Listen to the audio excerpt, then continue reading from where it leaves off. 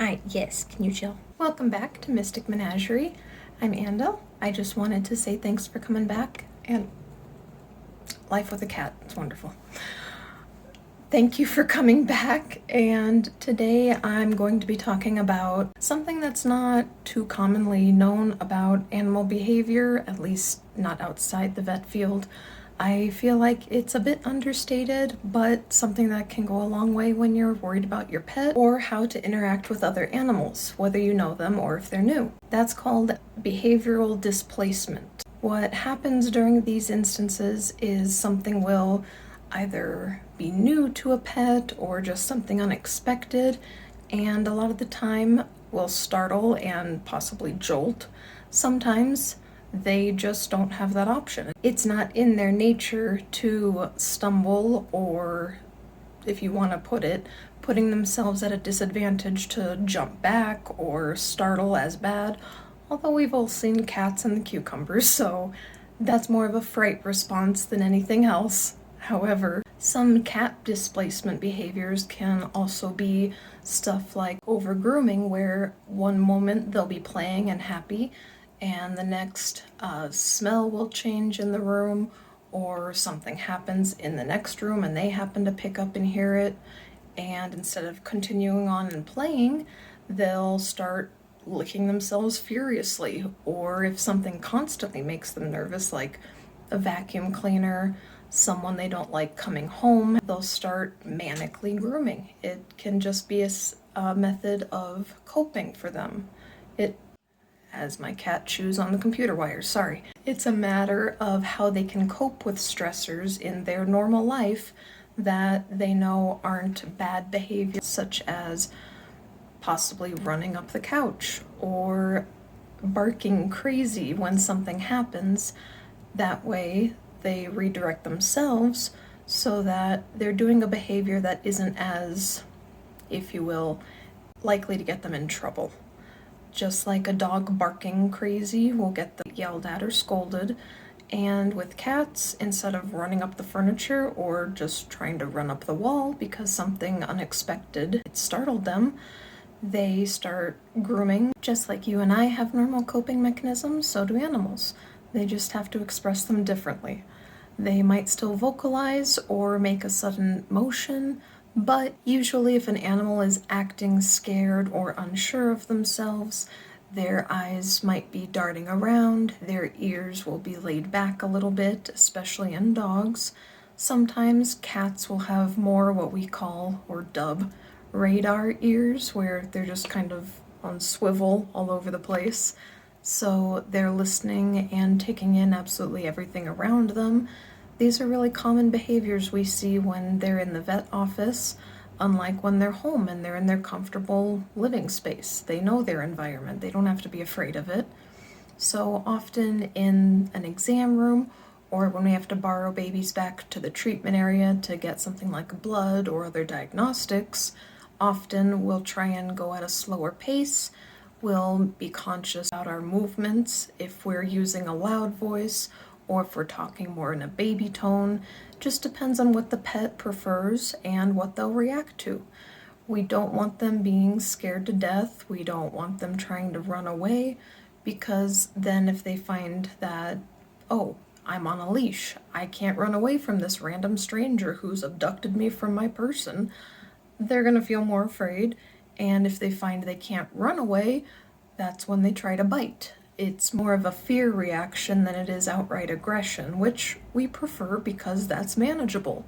We don't want them that worked up, and we definitely don't want them escalating to something like outright aggression, which can be a lot more troubling to manage. Other than displacement behavior, some things we'll also see and try to work with owners is something exactly like fear aggression, where they're fine at home, they're fine on the street, getting walked in the dog park, having other people come over to the house. If it's a cat, they don't care, they're in their happy zone. But when they come to the vet office, usually there's a heck of a lot more going on.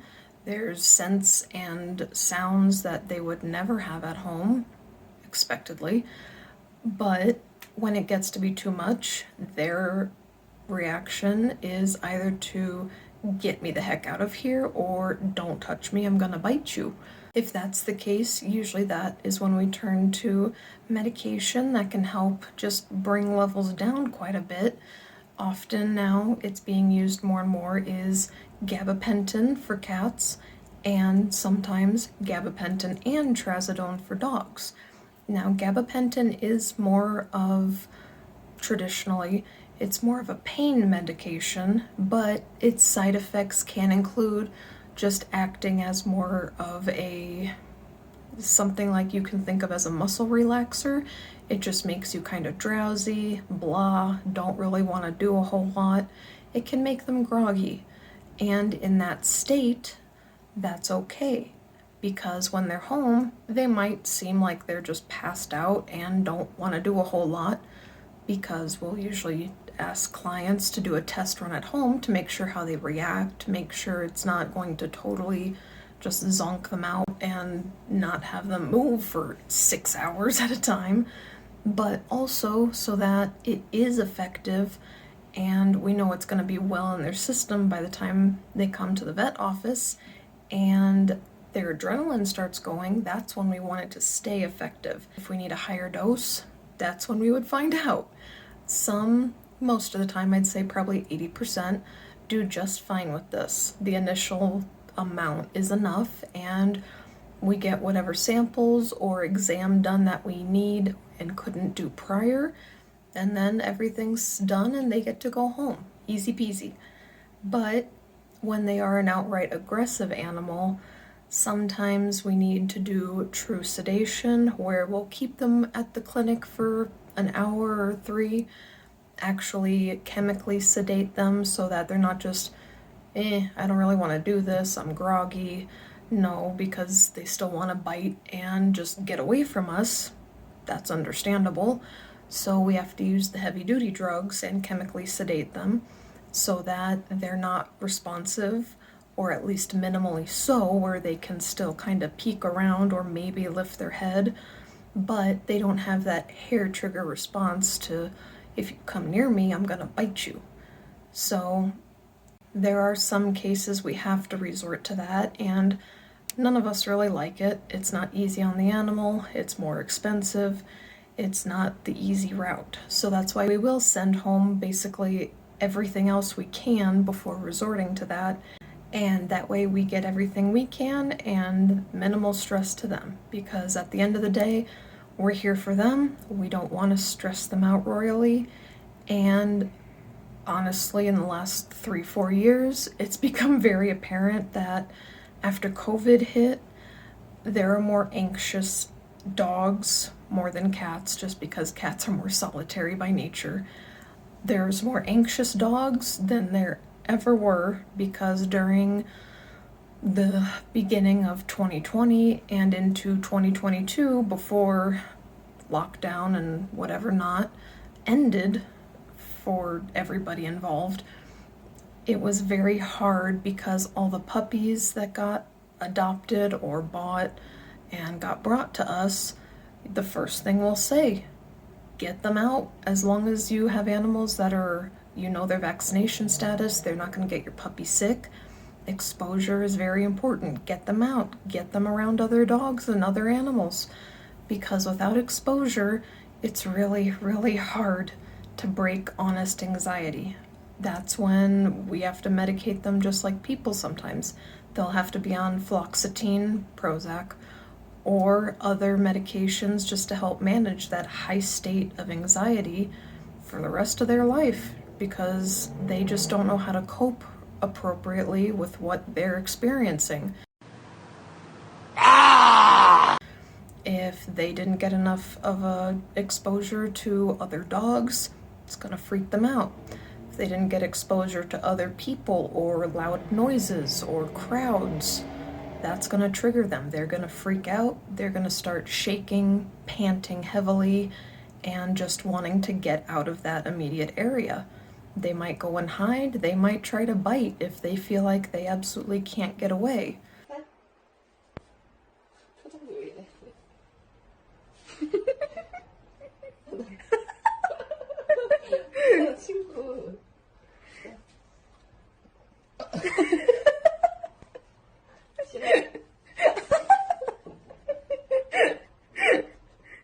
The thing I turn back to most is, I think it was in 2021, sometime in the springtime, we had a pair of foster puppies. The woman did an excellent job caring for them, but they were brother and sister pair, bonded very strong, and only wanted the mother owner.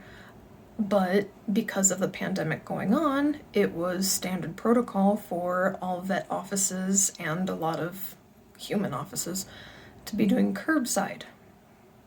I don't miss that. It was dangerous. So while we were doing curbside service, we would collect whatever animal, cat or dog, from the vehicle, get a history, and bring them into the clinic. Well, this brother-sister pair was brought in a, fairly large carrier, probably something you'd easily fit a Maine Coon cat into. It was enough space for them to move around comfortably. They were kind of a Chihuahua mix thing, and they were small. We tried to get them out of the carrier, and they were trying to bite. We tried getting food, getting smelly food, treats, the whole shebang. Anything you can think of that would be a temptation to these puppies, we tried first. And they needed their next set of shots. So finally, after every temptation under the sun that we could think of didn't work, we had to get what's called raptor gloves out.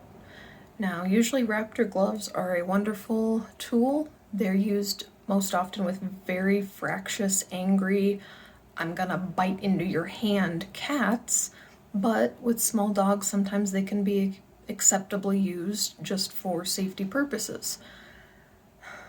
I was the one that had to grab the babies out, and as soon as I picked up the brother, I think it was, he started peeing all over, defecating, and just wailing because he didn't know what was going on. And even though we meant no harm and tried to do it slowly, give them anything that smelled yummy that we could, if we would have grabbed them with our bare hands, that would have been a really bad bite. Even with puppy teeth, those things are sharp, they hurt, and in a stressful enough environment, they couldn't do the same type of damage as an adult dog could, whatever the size, but it would still mean a trip to urgent care and antibiotics and all this other stuff. So while I didn't enjoy doing that, those puppies remain my prime example of what can happen when they're not exposed properly. When any animal isn't given enough exposure to learn how to cope with things that may be a little bit outside their norm. The next personal example would be Saturn, since he's my first animal kiddo that I've ever had from like itty bitty little creature. My first dog was an adopted baby, and she was well into her middle years anyhow. But the first thing I worried about with him is, I'm in an apartment. Am I gonna get him in enough exposure to not freak out when there's a lot of traffic, when things get loud, when whatever's gonna happen? So I exposed him to as much as possible. I let him look out the windows. I let him hear what was going on around my clinic. I would take him in on days where he wasn't necessarily getting any of his kitten shots, just so he could be around the sights and smells, and hopefully when he's a full adult, it won't freak him out royally to be there. It'll just be kind of a day trip, because that would be a day I'm working fully.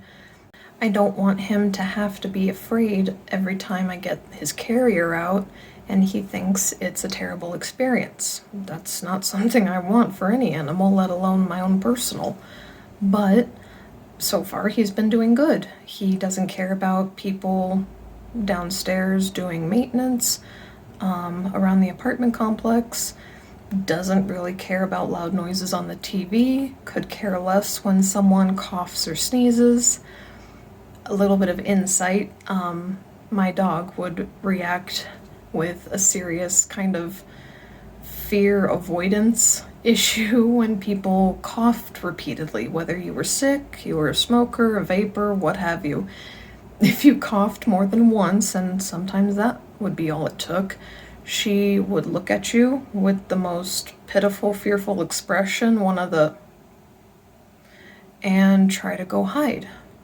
I don't know what happened to her in the past, if someone who regularly didn't do nice things to her was a cougher or had coughing issues, fits, or just was sick a lot.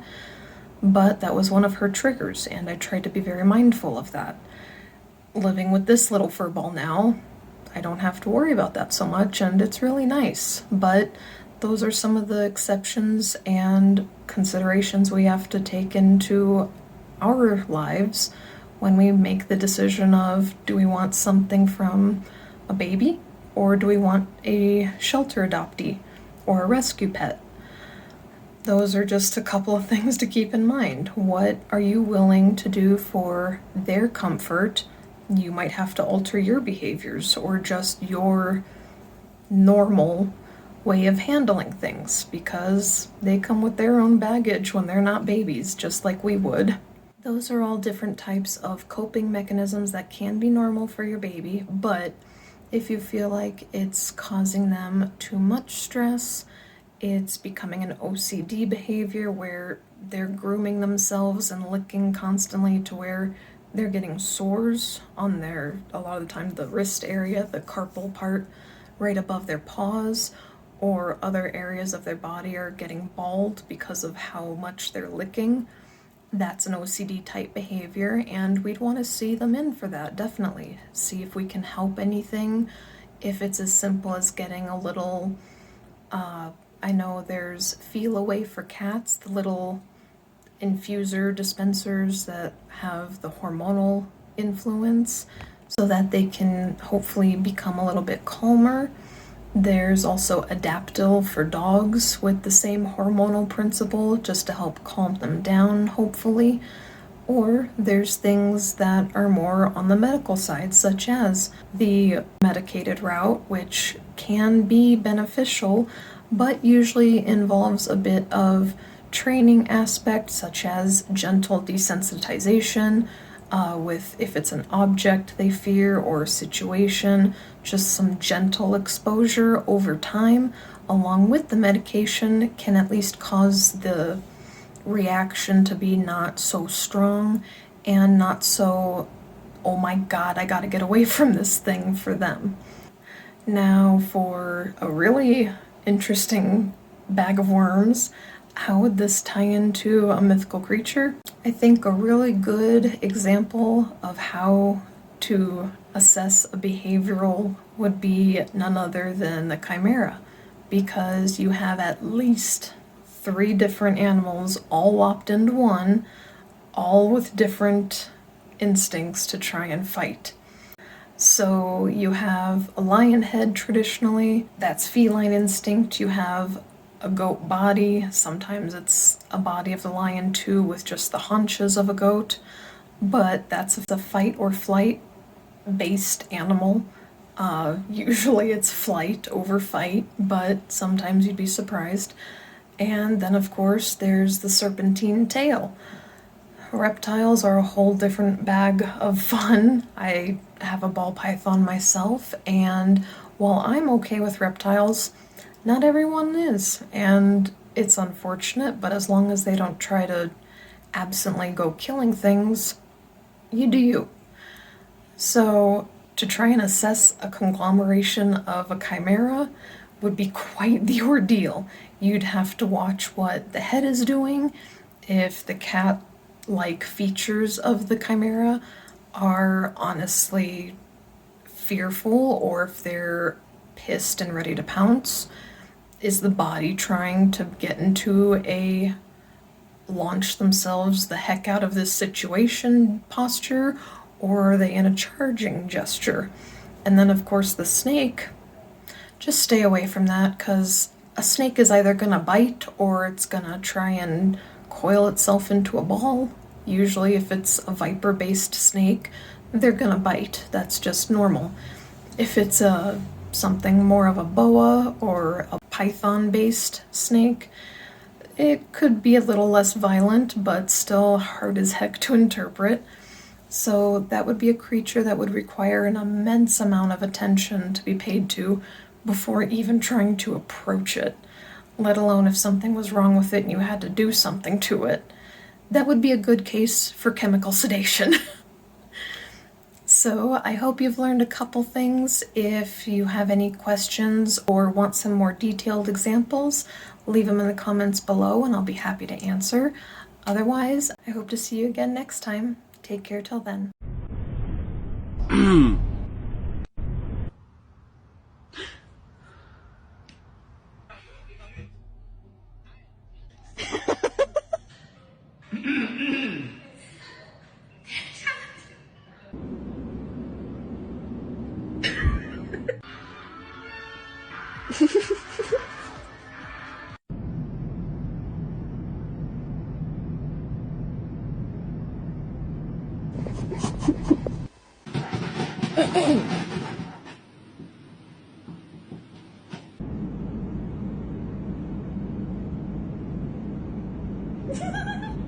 We got a thief in the house.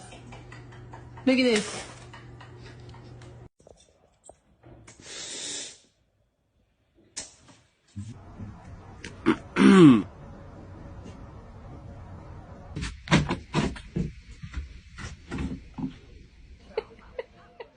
Mystic menagerie, wild and free. Stories, creatures, mystery. Turn the page, take a peek. Adventures wait.